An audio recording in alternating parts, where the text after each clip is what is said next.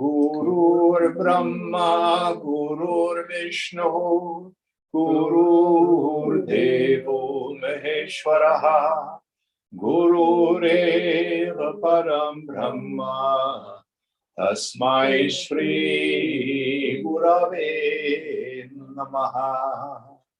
Chinmayam Vyapyat Sarvam Trailokyam Sacharacharam Tatpadam Darshitam Yena Tasmai Shri Gurave Namaha.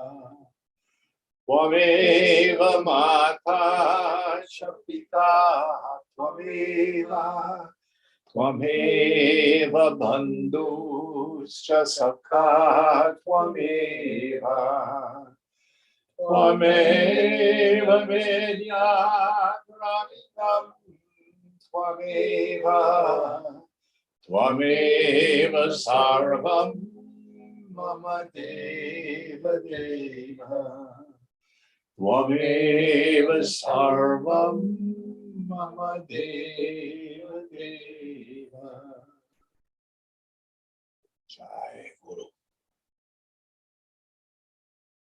Om Sahana Vavatu Sahana Bhunaktu Sahaviryam Karavavahai Tejasvinavaditamastu ma vidvishavahai. Om Shanti Shanti Shanti.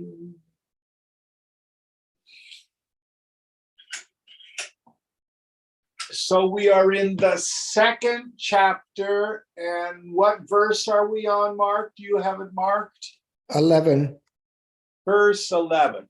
So again, this is a very technical chapter.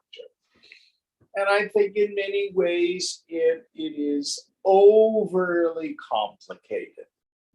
So I want to summarize what the point of it all is. The three big questions that we need to answer for ourselves.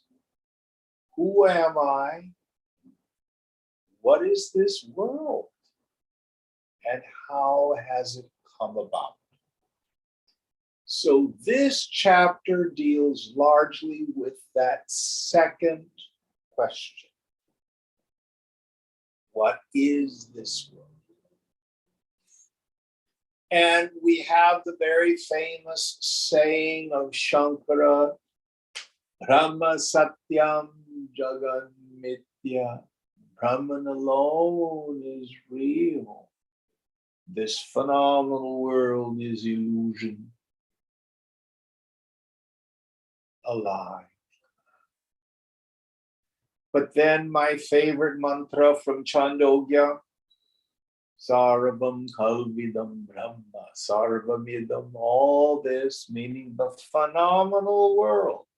Kalu means verily, is Brahman. Well, make up your mind. Is it illusion or is it God? Yes. And what we're dealing with is how the Vedantins, how the yogis talk about how the various names and forms seem to appear to us. And what they draw on is how human beings, as it were, recreate, mirror the creative process of the infinite in our individuality. So we start with what he has called the Panchabhutani, the five bhutas, elements: earth, air, fire, water, and ether, and how these have undergone the Panchakarana, the fivefold division and subsequent recombination in various ways from the tanmatras, which are the subtle form of them. So what we're talking about is perception itself. This becomes easiest to understand if once again we go to the dream state. You are the God of your dream. You are Mini Brahma. In the dream world, you are Ishvara. So, first we have what Mandukya calls Prajnana Ghanam. Anybody remember what that means? A homogeneous mass of undifferentiated stuff of mind. We call it deep sleep. What do I know in deep sleep? I know nothing. But the mind is there, folded up into an undifferentiated mass of nothingness. It's not non-existent. It exists as pure ignorance, potentiality. Then what happens? I dream. What happens in the dream? A projecting power takes place, a Vikshepa Shakti. And then the mind refracts.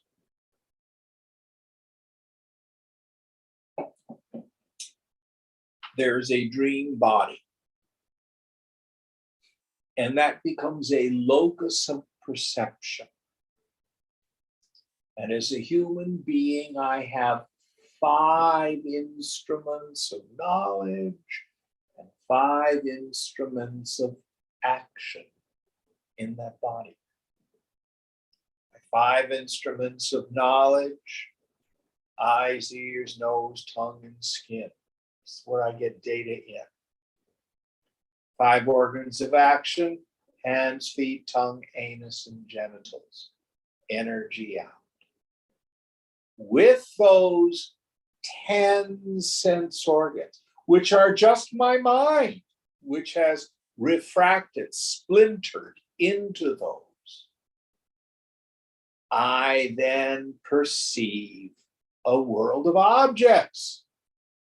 People, places, things, and conditions in the dream world. But they too are nothing but my mind, appearing as that. And then I react. Ooh, I like the sailboat I'm on. Ooh, I'm afraid of the shark I see. That's all my mind.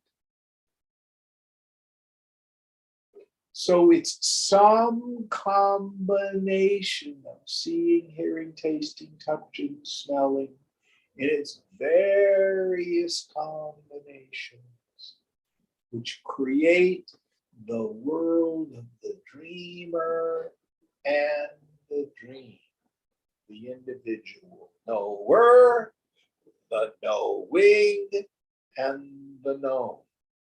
This is called the triputi, the triple factor.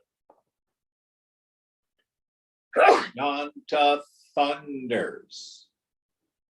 The only difference between the dream state and the phenomenal world is the grossness of the vibration.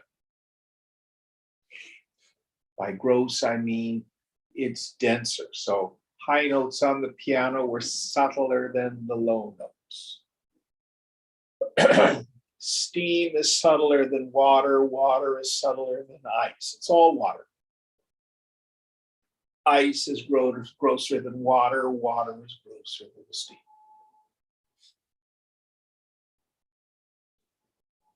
No, I did it backwards. Ice is gross. Water is subtler. The steam is even more subtle. More subtler. No, more subtle. But you get the idea. It has to do with vibration. That's all that changes. So here I am in the waking state, and I look at the table, and I think it's made out of wood.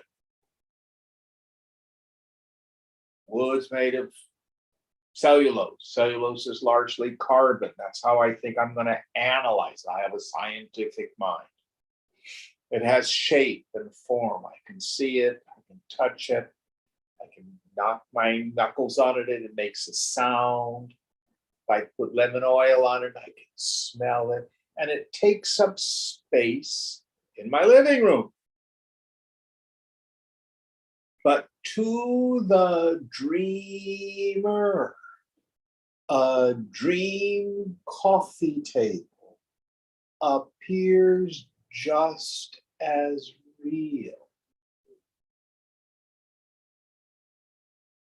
Seeing is not a test of reality. And in fact, in the Mandukya Karika, in the second chapter, in the fourth Karika, Gaudapada says, the phenomenal world is quite unreal, and the proof of its unreality is you can see it.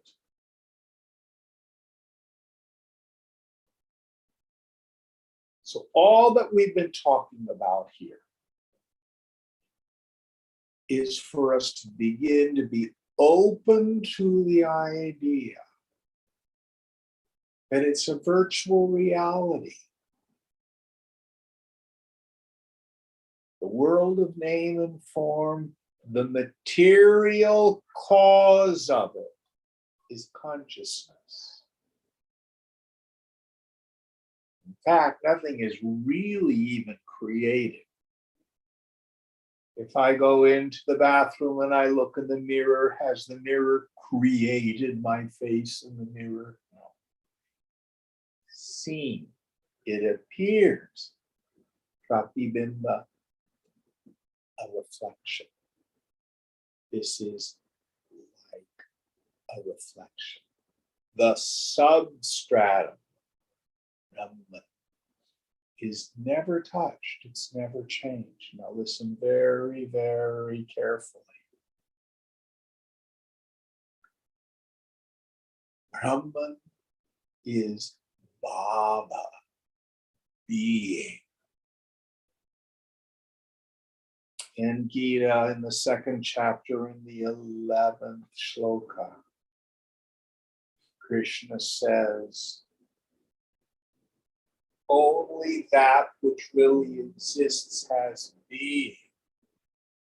If it has no being, it doesn't really exist. It's just imagination. And all of my fear stems from my concern that somehow being is going to be changed, altered, diminished, or destroyed. And it never is. It's all here, always. All that changes is the light show. Now listen very carefully. We do not go around in the world saying this to the ignorant. It's cruel and unkind. Oh, Jim, I'm so distraught. My grandmother died. Oh, no, she didn't. The body wasn't real. She's absolutely Brahman all the time. The wise grieve neither for the living nor the dead. That's foolishness. It's true, but it doesn't help that person. No, we come down to the level of what we call vyavahara, transaction, the world of relativity. We meet people where they are. It's incredibly important. We don't use the Vedanta as a weapon to beat people with it. Any thoughts on this before I go on? Now, we're going to get into some technical objections and arguments, and we'll go over them, and I'll do my best to try to make them relevant. So we're on the 11th verse, is that right? That's right. All right, will you help us out, Ganesh?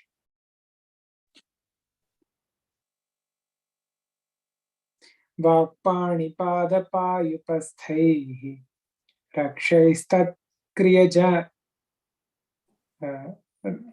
वाक्पाणिपादपायुपस्थैः अक्षैस्तत्क्रियाजनिः मुखादिगाळ्लकेश्वास्ते तत्कमन्द्रिय पंचकम्.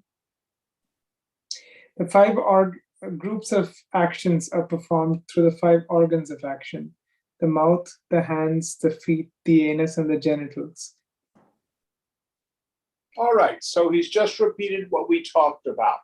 So in this waking state world, the five organs of action interact with the phenomenal objects. I can touch the chair, I can taste the water, I can see the couch with Daniel on it over there, etc. But again, it's just the play of chitta. That's all it is. Next verse. Mano dashendriyadhyaksham hritpadme golake sthitam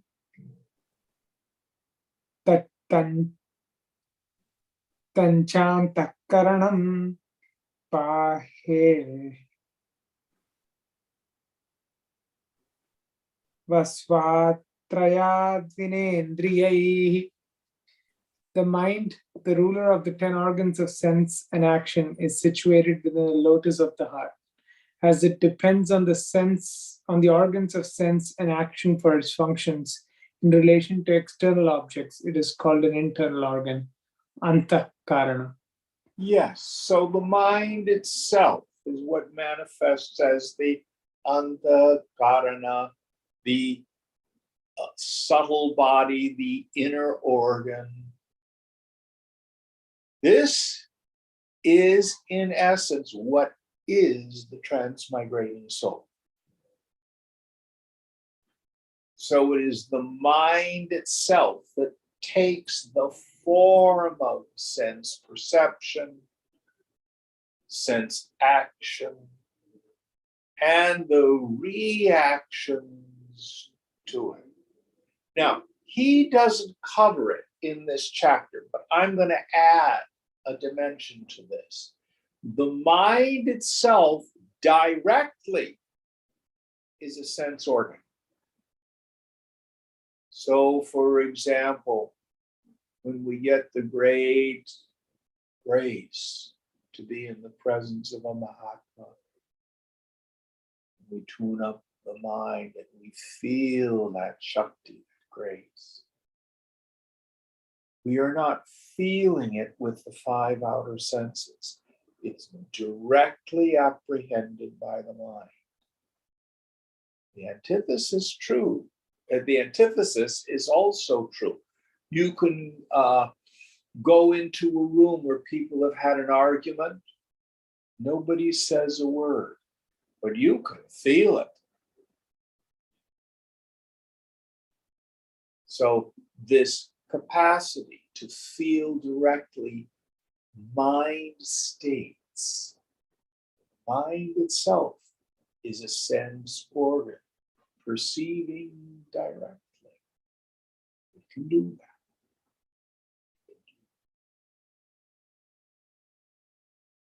So the modern image that I like to use, this chitta, this stuff of mind, is like the monitor on your computer.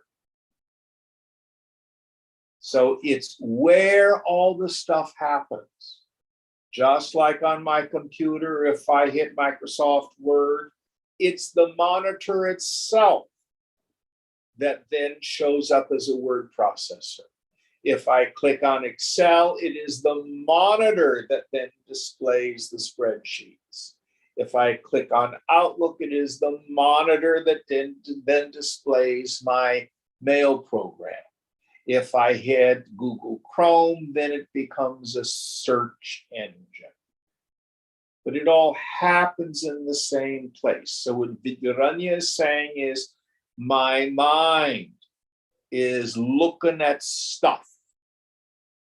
And the stuff takes various names and forms. Sometimes it's a sense perception. Sometimes it's a memory. Sometimes it's a gross perception. I see the table. Sometimes it's a subtle one. I'm thinking of what I'm going to make for dinner after class.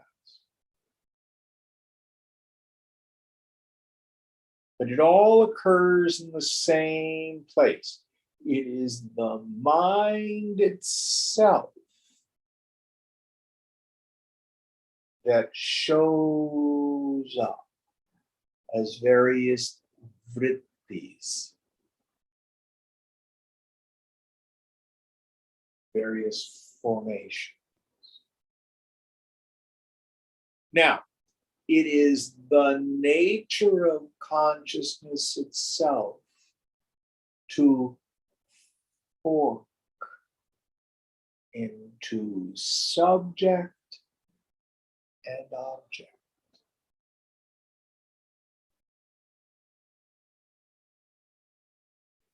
Out of the self, wait, all this for me.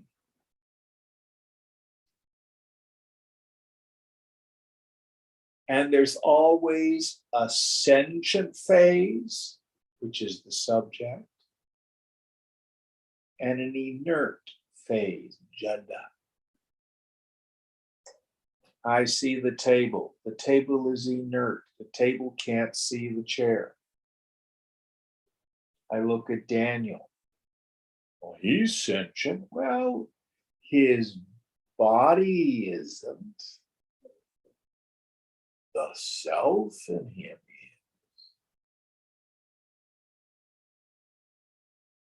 One thought can't see another thought.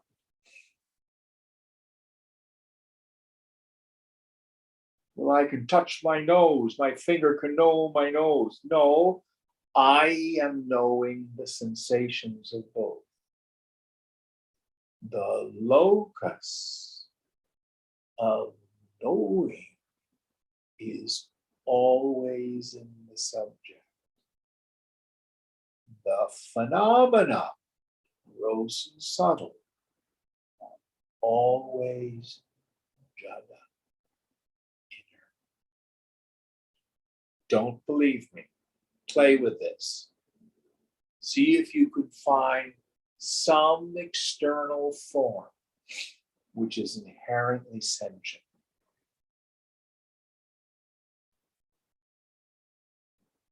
Very fascinating. All right, next verse.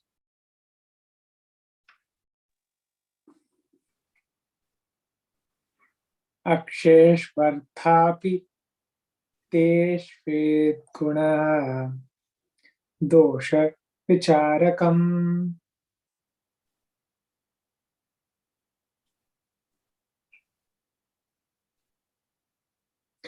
Aksheshvartharpiteshvetad gunadosha vicharakam sattvam rajastamascha guna vikriyate hitaihi.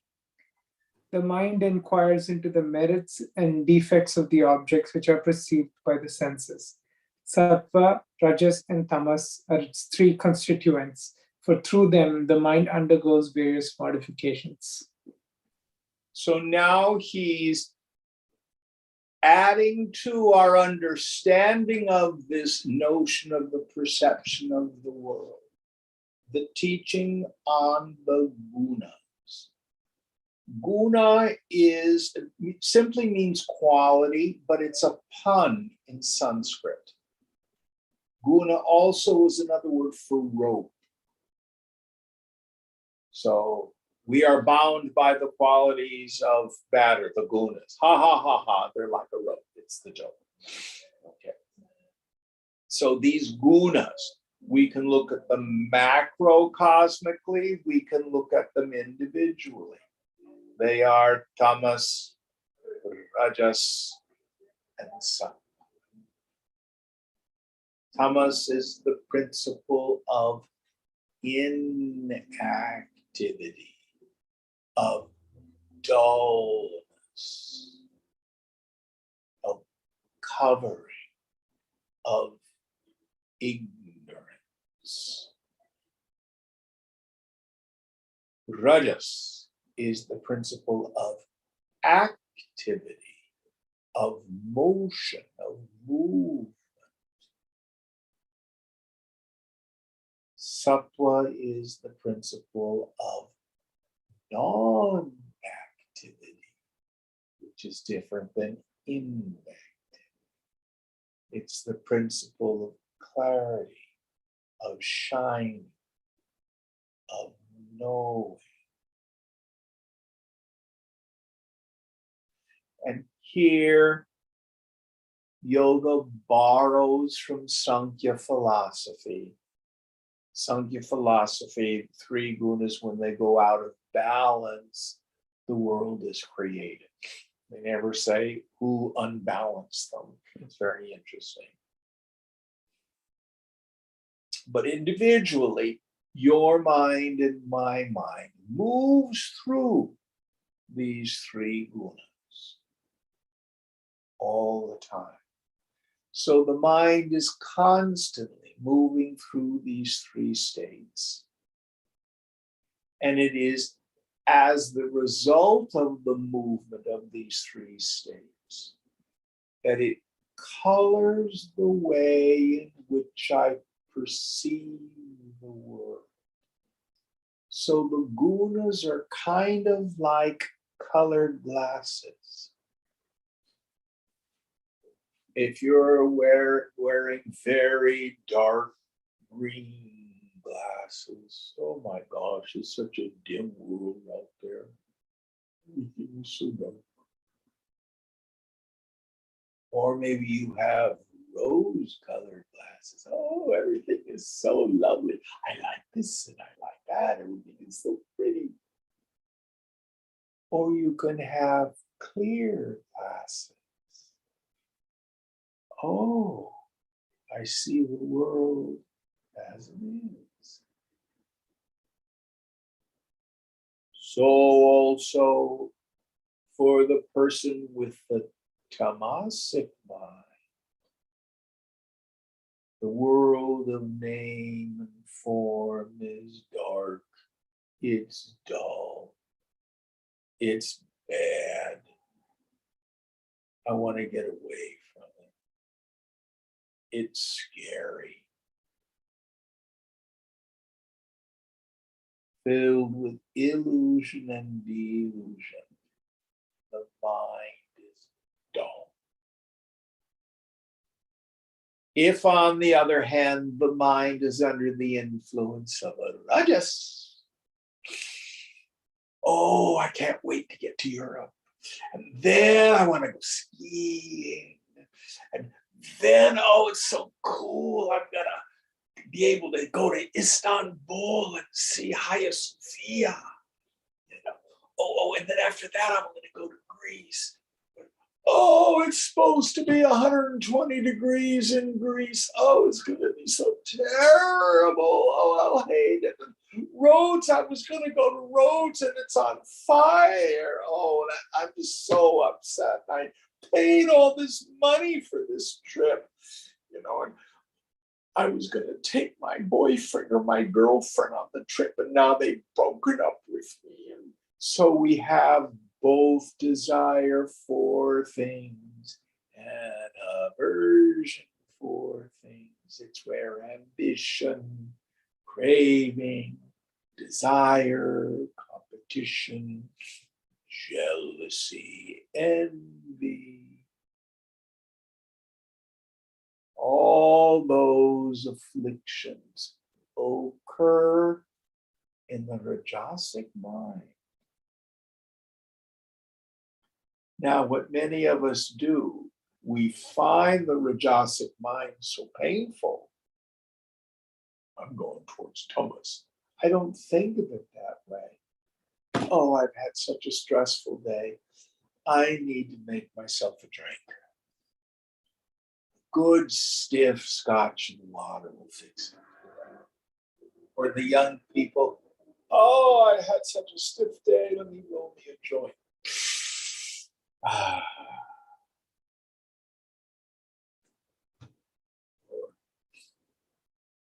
My life is so bad. That's why I'm on oxycodone and Ambien all day long. So I deal with the pain of rajas by heading towards tamas. Problem is, it never deals with the underlying issue. It's always impermanent.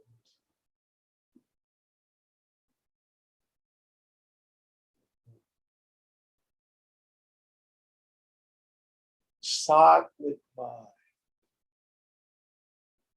nature of myself is clear.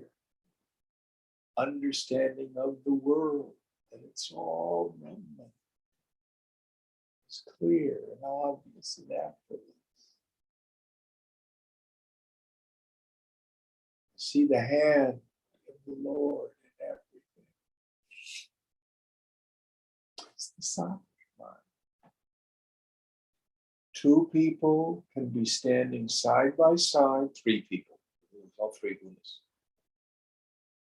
looking at the same names and forms and having three different experiences, all according to the guna that predominates.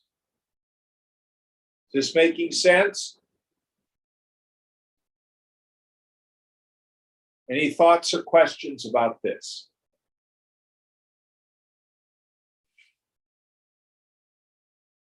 Now, in Gita,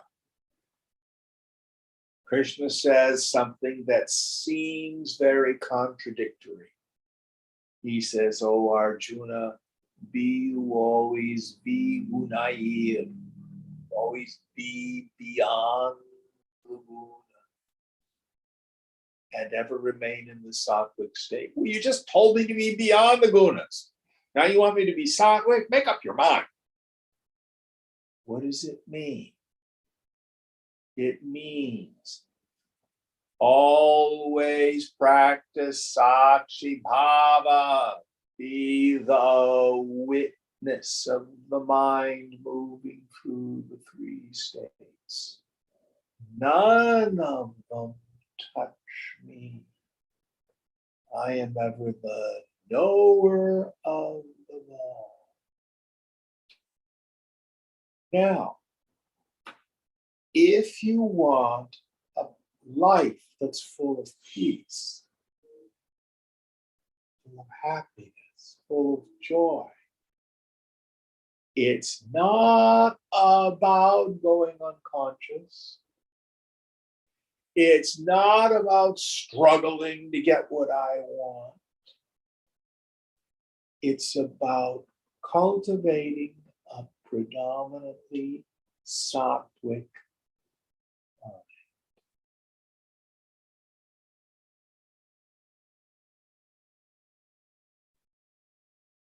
So simple.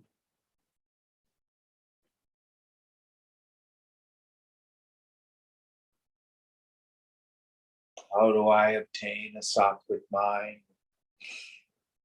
We have two great suggestions.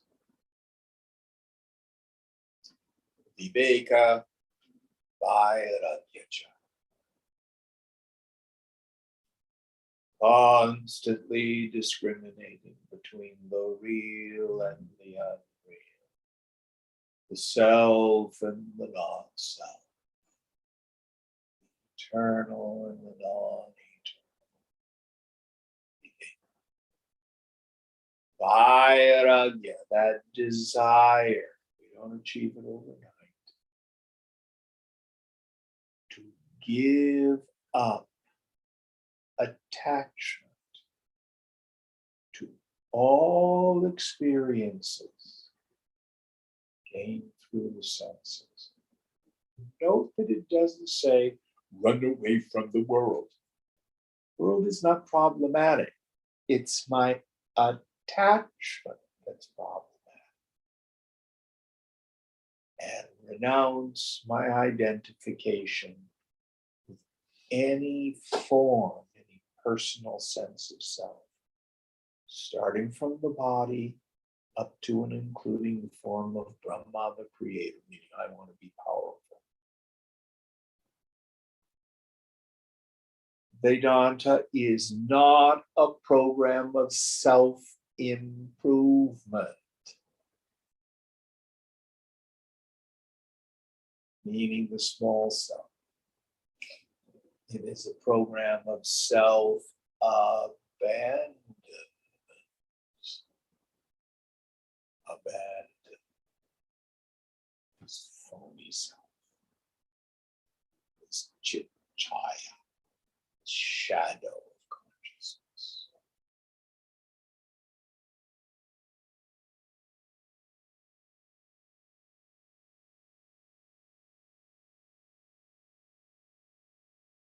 All right, any thoughts about this interaction between perception and the gunas? Now, most of us are Guniism is mixed. The mind is rarely completely tamasic. It is, I take that back. When is the mind completely tamasic? Deep sleep. Deep sleep. Rajas is mixed with tamas and sattva. For most of us, sattva is mixed with rajas. Pure sattva and samadhi are the same thing. Next verse.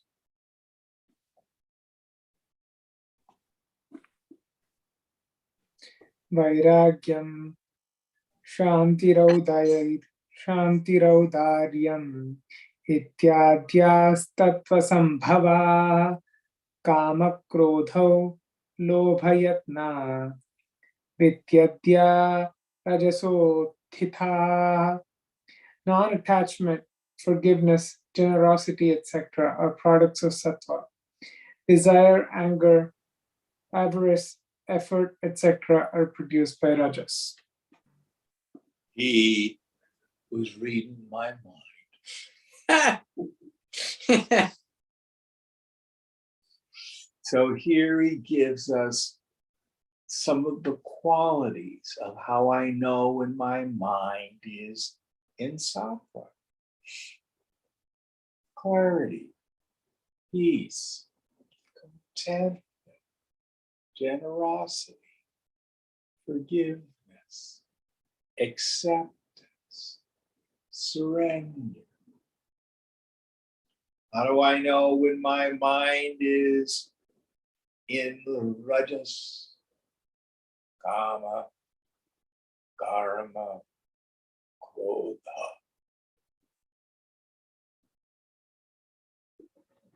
Craving, ego-prompted action, pissed off. I'm annoyed. this damn world just won't behave. Not getting what I want. I have a raga. Gimme, gimme, gimme. Vesha. Get away. When it gets painful enough, what do I want to do? Valium. Oh.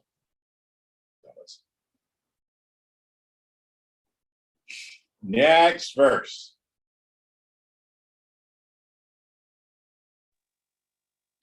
Alasyam Bhranti Tandradya Vikarastamasotthitaha Satvikai Punyanishpattihi Papotpattischa Rajasaihi. Lethargy, confusion, drowsiness, etc. are produced by tamas. When sattva functions in the mind, merit is acquired. When rajas functions, demerit is produced. Yes. So, when the mind is dull, lethargic, deluded, despondent, when I'm under inertia, I can't seem to get myself to act.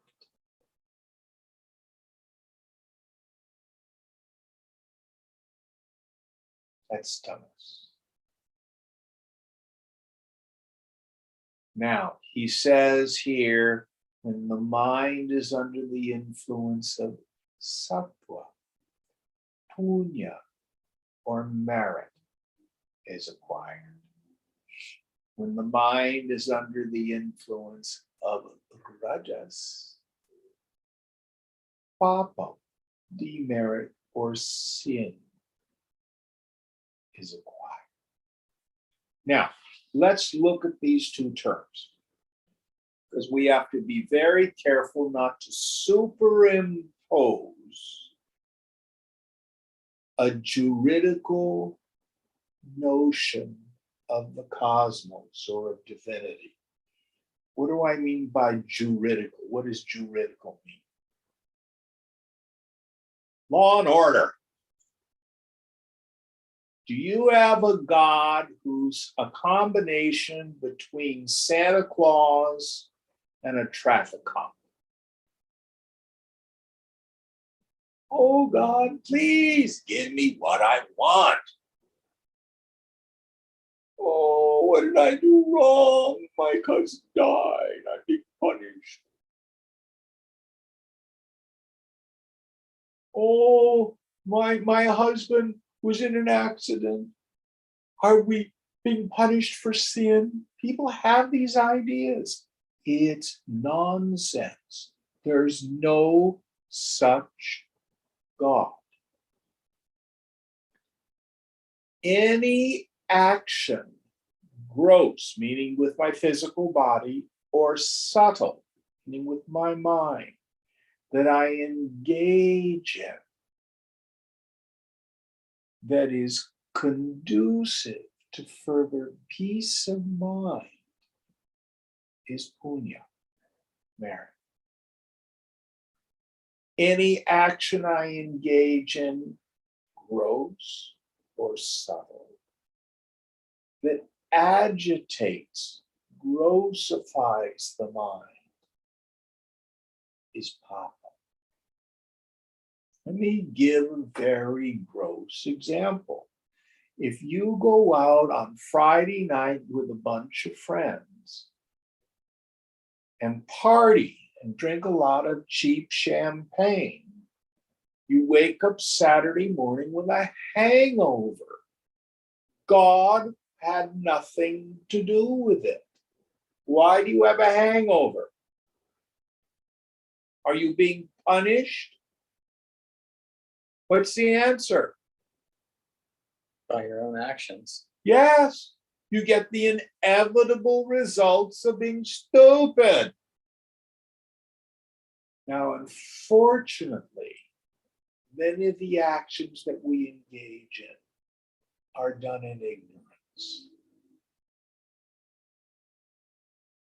So let's say my partner says or does something and it hurts me or annoys me, and I don't deal with it, and I stuff it.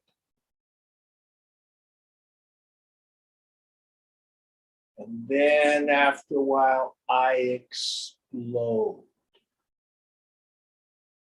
Say or do something that's really unkind. Anybody ever had that experience? Pop 'em. Stuffing your feelings, not dealing with what's going on, doesn't work.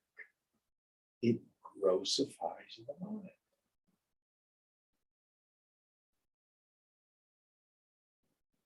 Sometimes we're willing just to pay for the experience. Anybody here like ice cream?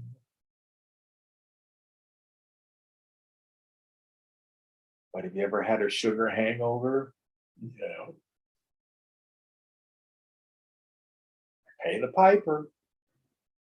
But every once in a while, it's okay. I don't mind.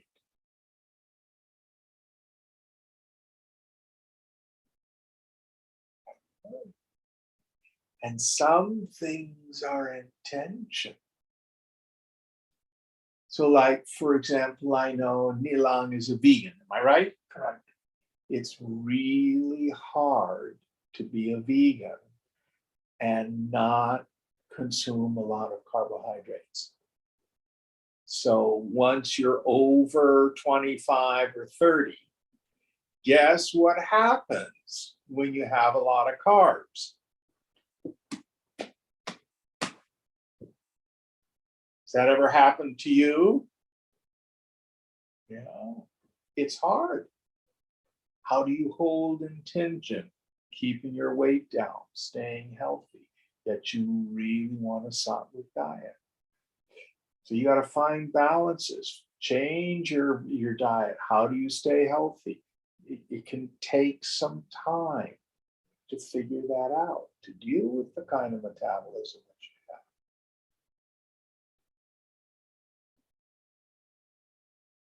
Sattva is also not passivity.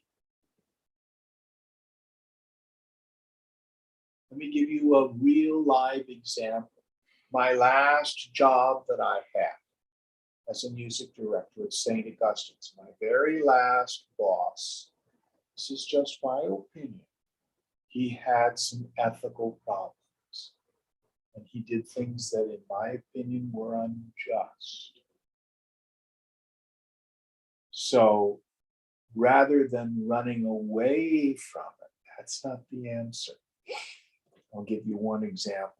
He wanted to hire a particular pianist and pay him less than half the diocesan standard. And I said to him, Father, that's unjust. He says, well, he doesn't have to take it, the job. We can find someone who will work for that. And I said, but that's not the point. Most musicians are gig workers. He would probably work for that because he needs the money, but it's unjust. Then I knew what had happened. So when he was away, he would have his brother priests come and say mass, and he paid them more than the diocesan minimum. So I said, Father, when your brother priests come to say mass, do you pay them half the diocesan minimum? I just looked at him with contempt. I didn't say anything. He got my point. He said, you're right. Why should I treat my brother priest differently than I treat the musician? We'll pay them the diocesan. But what did I do? I couldn't be afraid. He could have fired me on the spot. But as a yogi, and I endeavor to keep a sattvic mind, you also develop fearlessness. being able to say the truth, not being concerned about consequences. Because one of the marks of the sattvic mind is Maya, Tyaga, inside be a sannyasi. Did this make sense? We don't want to see being sattvic, oh, just let it all happen. No, that's tamasic is what it is. So it doesn't mean we don't speak truth to power. Doesn't mean we don't do consciousness raising. So for example, Nilam, you go in to speak with groups where they probably are meat eaters and doing dairy and things you personally would not do up, but you can't go in with the attitude of being contemptuous and angry, can you? Nope. What do? I talk to the policymakers. I talk about the science. I break some of the misconceptions about the plant-based diet, and I have them strategize, help them write the policy, and then help them pass them. And it's consciousness raising. Ultimately, am I right? Correct. Yeah. It's not condemnation, it's consciousness raising.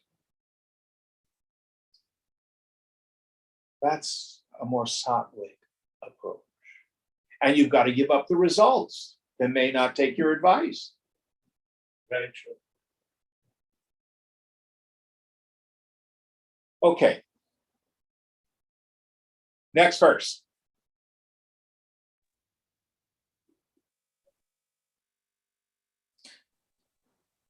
तामसैनोर्भयं किन्तु वृथा युक्षपणं भवेत् अत्राहं प्रत्ययी कर्तेत् एवं लोके व्यवस्थितिः. When tamas functions, neither merit nor demerit is produced, but life is wasted for nothing. Of the modifications of the mind, that of I consciousness is the agent. In the practical world, also we do the same. So when we are in tamas, when we're asleep, our life is to a large degree wasted. And I disagree with Vidyaranya. Well, it's probably mixed. It's tamas plus rajas. Many people who are in a tamasic mind state can do a tremendous amount of damage to themselves and to others. All we have to do is go outside and see how many people are caught up in the syndrome of drug addiction and the mental illness that accompanies it, and then the homelessness and the crime that attends it.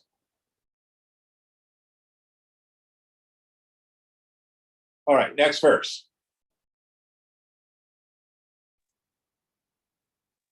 स्पष्टशब्दादियुक्तेषु भौतिकत्वम् अतिस्फुटम्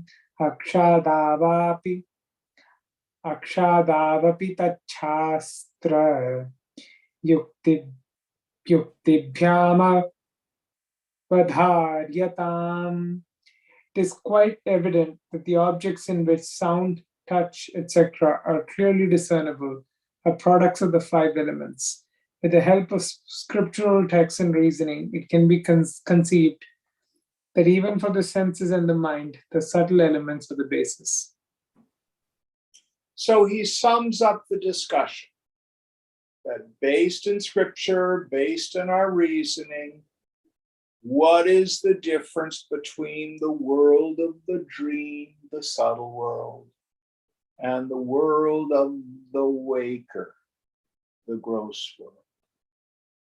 And again, to kind of summarize it, if we go back to Gaudapada's Karika on the Mandukya Upanishad, the second chapter is titled Vaithatya, falseness.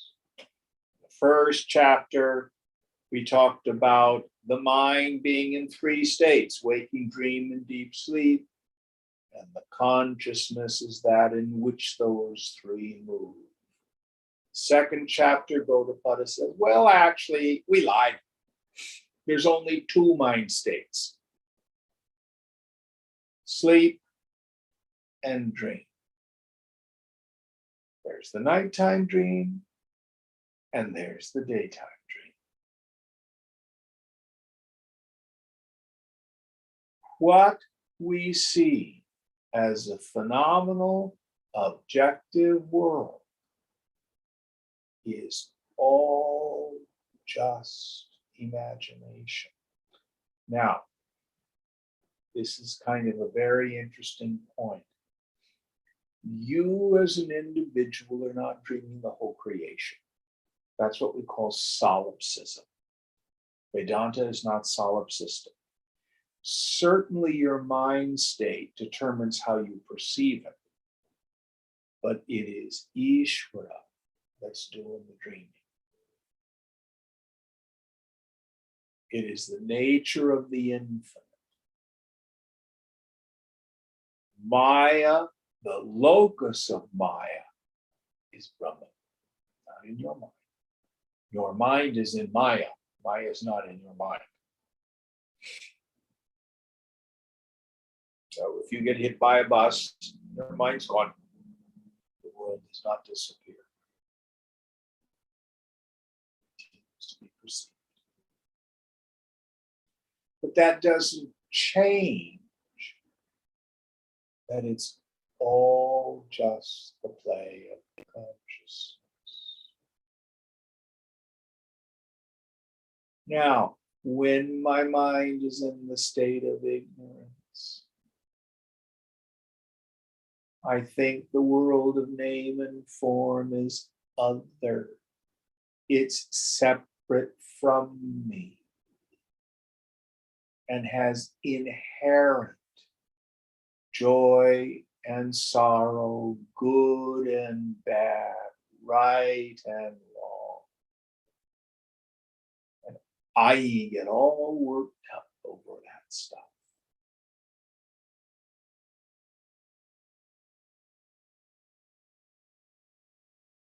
When I see it for what it is,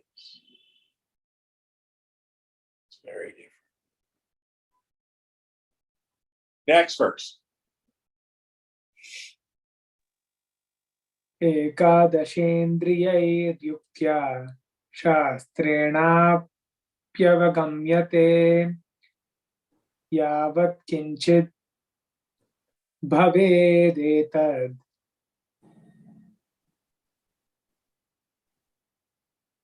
idam shabdoditam jagat. Whatever of this world is perceived by the senses, the organs of action, the mind, reasoning, and the scriptural text is referred to as this, idam, in the Shruti text that follows. So, what was the last part? Is false, you said? Read the whole thing again for me a little more slowly. Whatever of this world is perceived by the senses, the organs of action, the mind, reasoning, and the scriptural text is referred to as this in the Shruti text that follows. As follows. Okay. Is that what the last word was? As follows? That follows. That follows. Okay. So now he's going to set forth an elaboration of the teaching. Going on. Next verse. Idam sarvam pura srishte ekameva dvitiyakam sadevasim namarupe nastamityarunirvachah. Before all this was created, there was being alone, one only, without a second. There was neither name nor form. So said Aruni. Aruni. So he's quoting scripture here. We get the same idea in the Shanti mantra that we have at the end of class.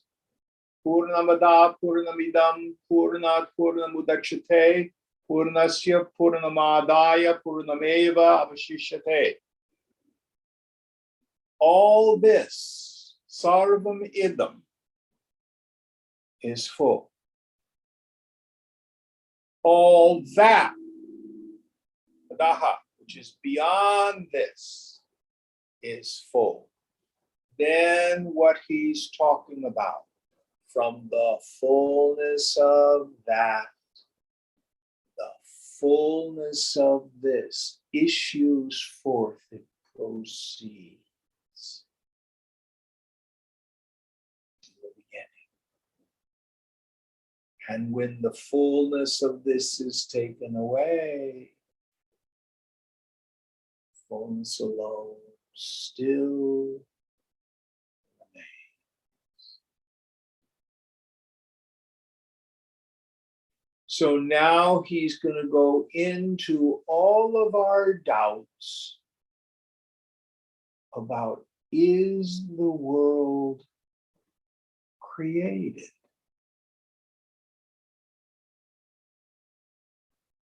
Is it manifested in its something other or external? Or is it just consciousness appearing as name and form? Next verse. Vrikshasya swagato bhedah patra pushpa phaladibihi vrikshanta ratsajatiyo vijatiya shiladitah. Differences are of three kinds. The difference of a tree from its leaves, flowers, fruits, etc. is the difference within an object. The difference of one tree from another tree is the difference between objects of the same class. The difference of a tree from a stone is the difference between objects of different classes. So now he's getting into the whole subject of argument, of logic, and he's talking about differentiation itself. So there's the differences within one object, the differences between two similar objects, and the differences between two dissimilar objects. Any questions about this notion of differentiation? And we'll see why he gets into it. All right, moving on. Tatha sadvastuno bheda trayam praptam nivaryate ekyavadharanai ekyavadharanadvaita pratishedhais tribhikramat. Similarly, doubt may arise that the one and only reality, Sat or Brahman, may also have differences. So all the three kinds of differences have been negated by the Shruti in three words denoting the oneness of Brahman, its definiteness and rejection of duality, respectively. So the doubt is differences within one thing. Is the world in consciousness, and is ultimate reality different from the world of name and form?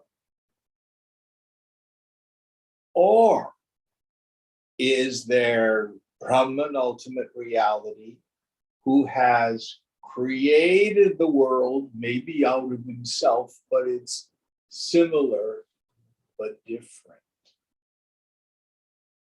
Or Brahman is the creator, the world is the creation, and they are completely different.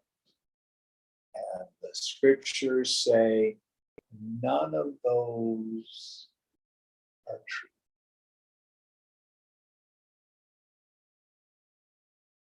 Brahman is kutusta, stable, still like a mountain.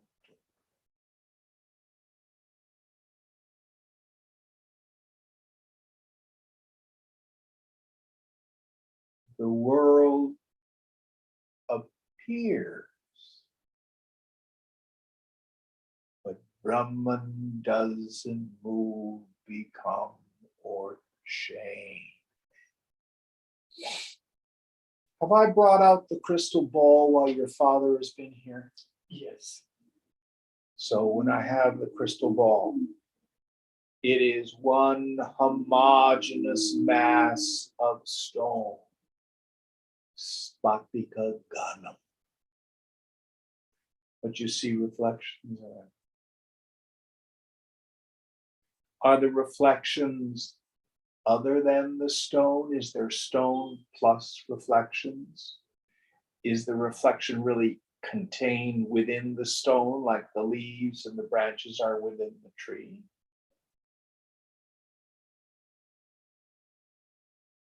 Can I pull the reflection out and it is spatika separate from the crystal ball? Is it something totally other than the crystal ball? It is the nature of crystal spatika to have reflections in it. When I get the prayer stone, hold it up, it doesn't reflect. That's nature. So also consciousness has the quality, it's Maya Shakti, such that the world of name and form appears. But in truth, consciousness is sthita, still, immovable. Now, the tantrikas will say consciousness is vibrating. That's what's causing the world. It's the vibration, the spanda. The Vedantins say no spanda. I go in and look at the mirror. Does the mirror vibrate to make my face? Does the mirror undergo any change at all? No.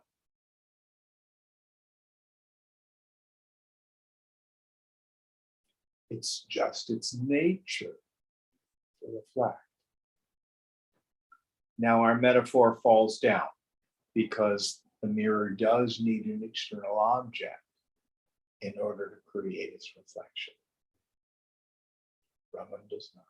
There's nothing external to it. This is not mere philosophy. It's an attempt to understand the direct experience of the mind returning from nirvikalpa samadhi. In nirvikalpa samadhi, the individual disappears, the world of name and form disappears. And as the mind returns, first thing that happens is one sees right in front of you this apparent forking to subject, object.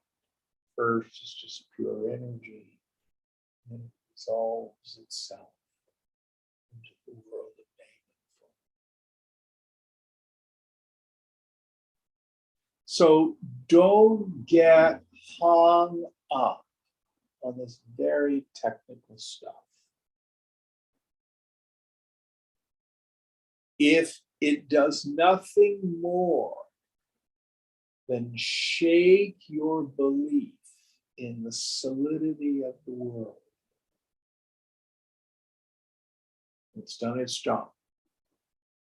But if you want to deeply understand what Vidyaranya is talking about,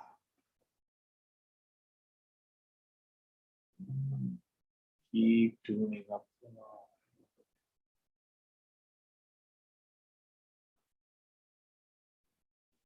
Keep renouncing.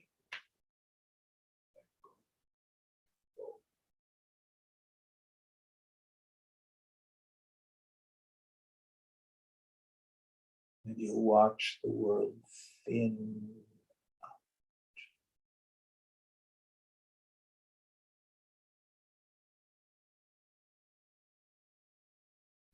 Auspicious moment it will end.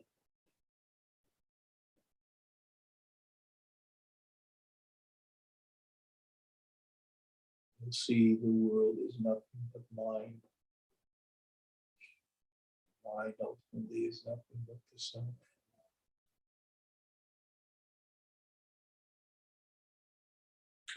All right, I think this is a good place to stop. What verse are we on for next week? 22. Om Purnamada Purnamidam Purnat Purnamudachyate Purnasya Purnamadaya Purnameva Vashishyate.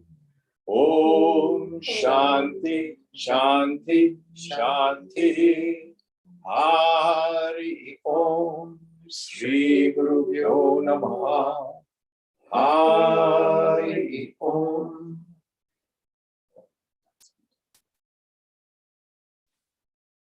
Thank you, Ganesh.